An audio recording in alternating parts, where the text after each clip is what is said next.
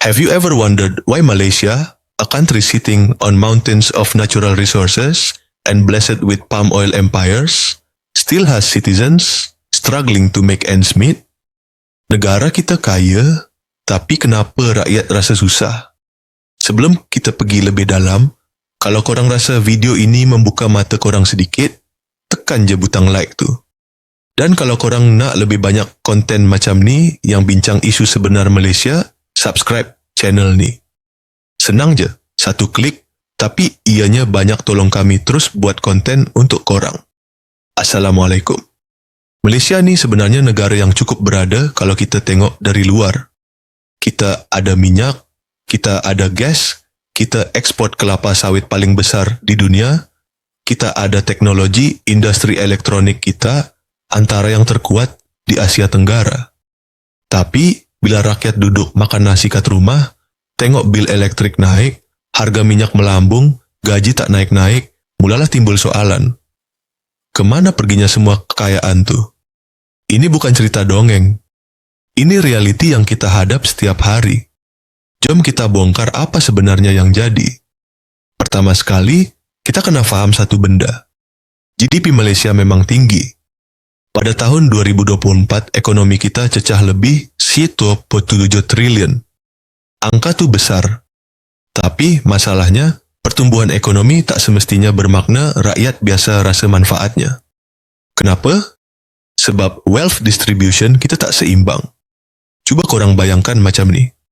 Kalau 10 orang duduk dalam satu bilik dan seorang je yang milioner, manakala 9 orang lagi berpendapatan sederhana, purata pendapatan dalam bilik tu nampak tinggi kan? Tapi 9 orang tu masih susah. Itu yang jadi kat Malaysia sekarang ni. Kita ada golongan T20 yang memang selesa. Mereka ni mungkin buat 13,000 sebulan ke atas. Mereka boleh travel, boleh makan kat restoran mewah, hantar anak sekolah swasta. Tapi golongan M40 dan B40, itu yang bergelut setiap bulan. Dan bila kita kata M40 ni golongan pertengahan, jangan salah sangka dia orang senang. Ramai yang gaji 5,000 tapi komitmen sampai 4,500. Tinggal 500 je untuk hidup sebulan. Macam mana nak survive? Yang lebih menyakitkan hati, kos sara hidup kita naik lebih cepat daripada gaji. Harga barang naik, sewa rumah naik, tol naik, tapi gaji macam diam je kat situ. Bank negara sendiri pernah keluarkan kajian yang tunjukkan ramai rakyat Malaysia ni tak mampu nak cover emergency cost sebanyak RM1,000. Bayangkan, RM1,000 je pun susah. Kalau kereta rosak ke, anak demam kena admitted ke, terus lingkup. Sekarang mari kita sembang pasal subsidi. Kerajaan selalu cakap diorang bagi subsidi untuk ringankan beban rakyat. Betul ke? Separuh betul, separuh tak kena.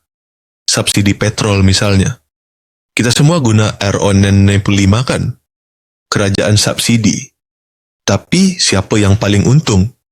Orang kaya yang drive kereta besar, SUV, pakai petrol banyak. Diorang dapat subsidi lebih banyak daripada makcik yang drive Myvi pergi pasar. Nampak tak masalahnya? Subsidi tu tak targeted. Subsidi sapu rata je, so yang kaya pun boleh enjoy, yang miskin dapat juga, tapi sikit je manfaatnya berbanding yang mampu. Lepas tu ada subsidi untuk makanan, untuk gas memasak, untuk elektrik. Semua tu bagus. Tapi korang tahu tak? Kerajaan belanja berbilion ringgit untuk subsidi ni setiap tahun. Berbilion. Wang tu kalau digunakan untuk buat sistem healthcare lebih baik, sistem pendidikan berkualiti, infrastruktur yang betul-betul bantu rakyat, lagi besar impaknya. Tapi sebab sistem subsidi kita tak efisien, wang tu macam bocor je. Dan bila ekonomi global tak stabil, harga minyak dunia naik, kerajaan pun terpaksa kurangkan subsidi atau naikkan harga. Lepas tu rakyat yang kena.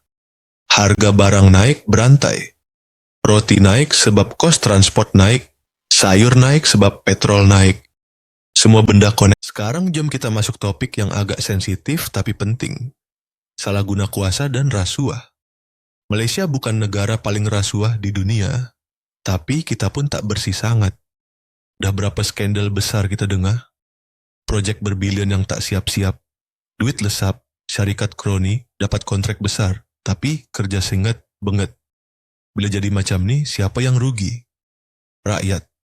Korang ingat tak kisah 1MDB? Itu satu skandal yang buat nama Malaysia tercemar kat seluruh dunia.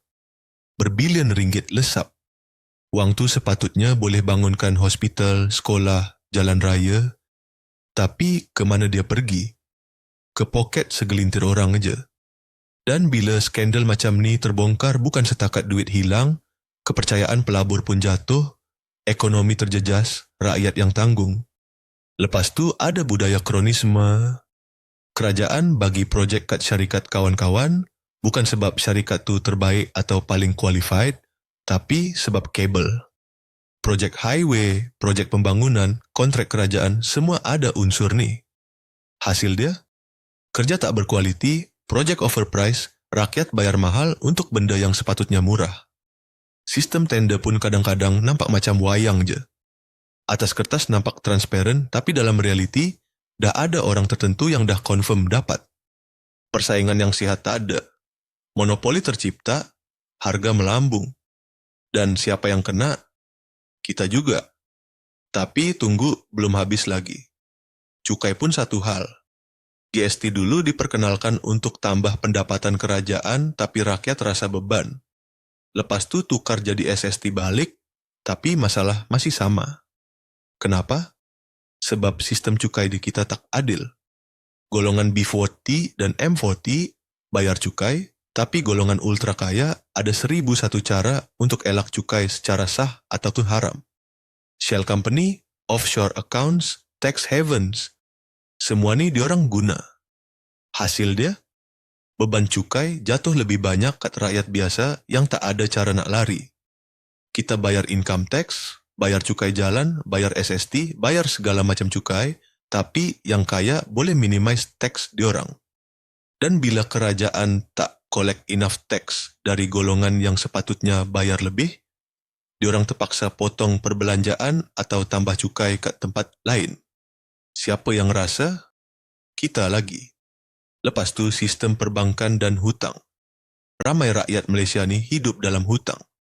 Kredit kad bertimbun, personal loan berlapis, kereta hire purchase, rumah loan. Kenapa sampai macam ni? Sebab gaji tak cukup. Sebab kos hidup tinggi. Sebab nak maintain lifestyle yang sesuai dengan standard masyarakat. Anak nak masuk sekolah, kena ada duit. Nak kahwin, kena ada modal. Nak beli rumah, lagilah mencabar. Harga rumah kat Klang Valley dah melambung sampai rakyat biasa tak mampu nak beli. Generasi muda sekarang ramai yang dah give up harapan nak ada rumah sendiri. Bank pula dengan happy je offer loan. Senang nak approve, bunga kompetitif, promosi sana sini. Tapi bila dah masuk perangkap hutang, susah nak keluar. Bunga bertambah, hutang makin besar, gaji habis bayar installment, tak ada duit nak simpan, tak ada duit untuk emergency, tak ada duit untuk invest. Cycle ni berulang sampai bila-bila. Dan yang paling tragik, ada yang sampai bankrupt. AKPK dah handle beribu-ribu kes setiap tahun. Orang muda umur 20-an, 30-an dah bankrupt. Belum sempat hidup betul-betul dah terkubur dalam hutang. Sekarang korang mungkin tertanya-tanya, adakah kerajaan tak buat apa-apa? Buat. Tapi, cukup ke? Kerajaan ada program macam BRSM dulu, sekarang jadi bantuan tunai. Ada KWSP, ada SOSO, ada pelbagai inisiatif untuk bantu rakyat. Tapi masalahnya, semua ni macam ubat tahan sakit je. Temporarily hilangkan sakit, tapi akar masalah masih ada. Yang rakyat perlukan bukan bantuan sekali sekala. Yang rakyat perlukan ialah sistem yang betul. Gaji minimum yang realistik dengan kos hidup. Job opportunities yang berkualiti dengan gaji yang adil. Rumah mampu milik yang betul-betul mampu dibeli. Pendidikan berkualiti yang tak menekan poket. Healthcare yang aksesibel tanpa perlu bankrupt. Ini semua bukan impossible. Negara lain boleh buat. Singapura, walaupun kecil, sistem diorang teratur. Rakyat diorang rasa hasil pembangunan negara. Korea Selatan lepas krisis ekonomi tahun 1997, diorang rebuild balik dengan lebih kuat. Jepun dengan sistem welfare diorang. Kenapa kita tak boleh? Sebab kita ada resources. Kita ada talented people. Kita ada economic potential. Yang kurang ialah political will dan systematic reform yang betul. Banyak pakar ekonomi dah bagi cadangan. Restructure subsidy system supaya targeted. Strengthen anti-corruption measures dengan enforcement yang betul. Reform tax system supaya lebih progresif. Improve public transport untuk kurangkan dependence pada kereta. Increase minimum wage in line dengan inflation. Build affordable housing yang realistik. Semua nih boleh buat. Tapi, kena ada keberanian untuk buat keputusan yang mungkin unpopular dalam jangka pendek tapi beneficial dalam jangka panjang. Dan korang tahu apa yang paling penting? Kita sebagai rakyat kena demand for better. Kita tak boleh duduk diam je. Kita kena vocal, kena engage, kena hold leaders accountable. Bila election datang, undi dengan bijak. Jangan undi based on sentiment atau janji-janji manis je. Tengok track record, tengok polisi, tengok integriti. So, balik kepada soalan awal tadi, Malaysia negara kaya tapi rakyat susah. Kenapa? Sebab kekayaan tu tak diagihkan dengan adil. Sebab sistem kita ada kelemahan yang perlu diperbaiki. Sebab rasuah dan salah guna kuasa merompak hak rakyat. Sebab cukai tak adil. Sebab subsidi tak efisien.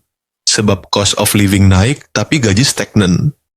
Tapi ini bukan ending yang hopeless. Malaysia masih ada harapan. Generasi muda sekarang lebih educated, lebih aware, lebih demanding for transparency and good governance. Dengan usaha bersama, dengan reform yang betul, dengan leadership yang ikhlas, kita boleh ubah naratif nih. Negara kaya, rakyat pun boleh sejahtera. Itu yang kita nak. Itu yang kita deserve. Kalau korang setuju dengan apa yang dibincangkan dalam video ni, tolonglah share dengan kawan-kawan dan family. Kita kena spread awareness. Jangan lupa like and subscribe untuk lebih banyak konten macam ni. Komen kat bawah, beritahu pendapat korang. Mari kita start conversation yang meaningful tentang masa depan Malaysia. Terima kasih kerana menonton.